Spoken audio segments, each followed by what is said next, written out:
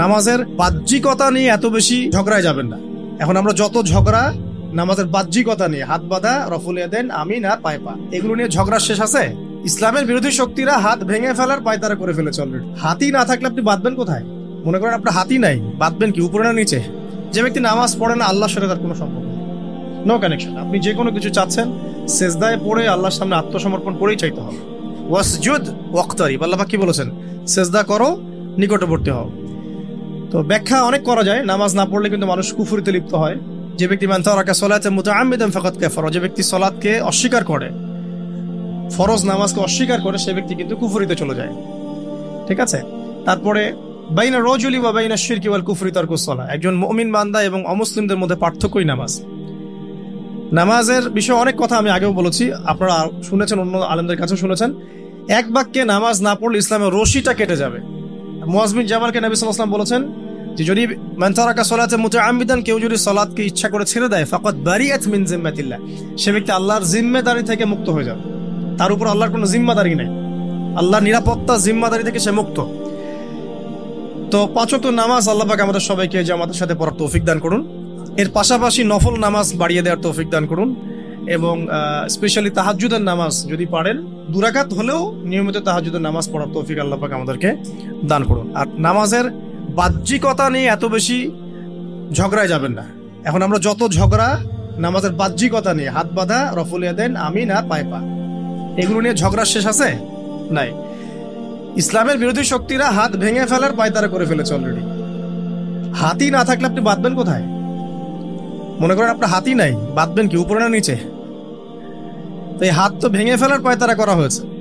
এখন আপনি পড়ে আছেন বাঁধার কোন জায়গায় বাঁধবেন সেটা নিয়ে, অথচ পুরো বৈশ্বিক চক্রান্ত মুসলিমদের বিরুদ্ধে হাতটাই ভেঙে ফেলে দিন। তুই বাঁধবি কোথায় হাত? তারপর দেখব।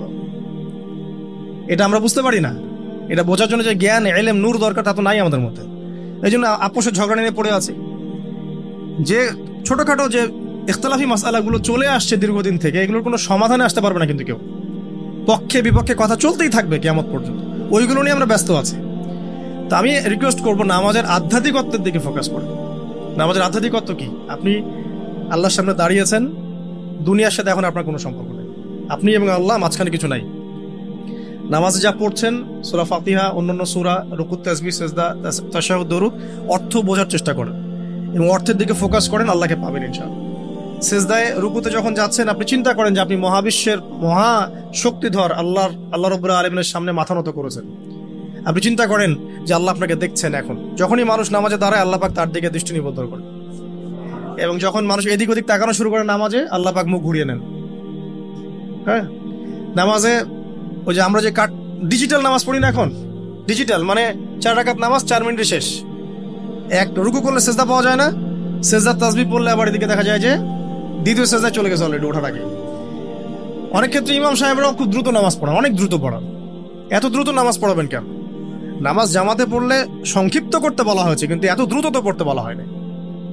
এখনো দেখবেন মক্কা মদিনায় গিয়ে নামাজ দেখবেন, মাশাআল্লাহ, নামাজটা তাদের মাশাআল্লাহ, এটার প্রশংসা না করলে হকাদা হবে না। নামাজটা অসাধারণ, ধীর স্থির ভাবে ফজরের নামাজ 20 মিনিট, 15 মিনিট, 20 মিনিট পড়াচ্ছে নামাজ, রিল্যাক্স। নামাজে দাঁড়ালে চমৎকার তেলাওয়াত হচ্ছে, আপনি ভুলে যাচ্ছেন নিজেকে। তেলাওয়াত হবে চমৎকার, এবং সবচেয়ে ভালো যিনি তেলাওয়াত করতে পারেন তাকে নামাজে দিতে হবে। রিল্যাক্সে নামাজ পড়বে। ক্ষেত্র বিশেষে আপনি শর্ট করতে পারেন, কিন্তু সবসময় কেন আমরা 4 রাকাত নামাজ 3 মিনিটে শেষ করে দিব?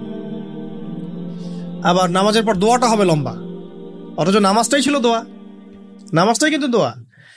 এখন সেজদায় আমরা যদি কান্নাকাটি করতে না শিখি, আল্লাহর সামনে আমি মাথা নত করেছি, এখানে নিজের মনের যত আবেগ, আকুতি, দোয়া, এগুলো আল্লাহর সামনে ঢেলে না দিতে পারি, এই দোয়া কালাম না শিখি, তাহলে তো নামাজের আধ্যাত্মিকত্ব অর্জন হলো না। সাহাবীরা কেমন করে নামাজ পড়তেন যে নামাজ পড়ার পরেও তাদের গা থেকে তীর বের করা যায়? কিভাবে তারা নামাজ পড়তেন? তাহলে নবী সাল্লাল্লাহু আলাইহি ওয়াসাল্লাম কিভাবে নামাজ পড়তেন যে নামাজ পড়ার ফলে তার পা মোবারক ফুলে যাইত? 1 রাকাতে তিনি 4 পারা কোরআন তেলাওয়াত করতে পারলেন কিভাবে? তো তাদের নামাজ আর আমাদের নামাজ, আল্লাহ রাব্বুল আলামিন তার রাসূলের মাধ্যমে একটা হাদিসে জানিয়েছেন যে এমনও অনেক নামাজি আছেন, আউযুবিল্লাহ, আল্লাহ পাক আমাদেরকে তাদের অন্তর্ভুক্ত না করুন, যে নামাজ পড়ার পরে আল্লাহ রাব্বুল আলামিন এই নামাজটাকে ওই নামাজের মুখের উপর নিক্ষেপ করে দেয়, তোমার নামাজের আমার কোনো দরকার নেই। আল্লাহ পাক আমাদেরকে হেফাজত করুন। ধীর স্থির ভাবে পড়েন, রিল্যাক্সে, তাড়াহুড়ার কিচ্ছু নাই। ওয়ামা খালাকতুল জিন্না ওয়াল ইনসা ইল্লা লিয়াবুদুন, শুধুমাত্র আল্লাহর ইবাদত করার জন্যই তো পৃথিবীতে এসেছি। হোক না দোকানটা 5টা মিনিট পরে খুললে কি হবে? হ্যাঁ, জমিতে যান, জমিতে আধা ঘন্টা পরে গেলে কি হবে? যে আল্লাহ পাক আপনাকে বাঁচিয়ে রাখতে পারেন, সে আল্লাহ পাক আল্লাহর পথে সময় দিলে আপনাকে অফুরন্ত রিজিকও তো দিতে পারেন না? আপনি আল্লাহর হয়ে যান, বাকি সব আল্লাহ আপনার দায়িত্ব নিয়ে নিবেন। সব আপনি নিজে আল্লাহর হয়ে যান, আপনার সবকিছু দায়িত্ব কে নিয়ে নিবে? আল্লাহ নিয়ে নিবে।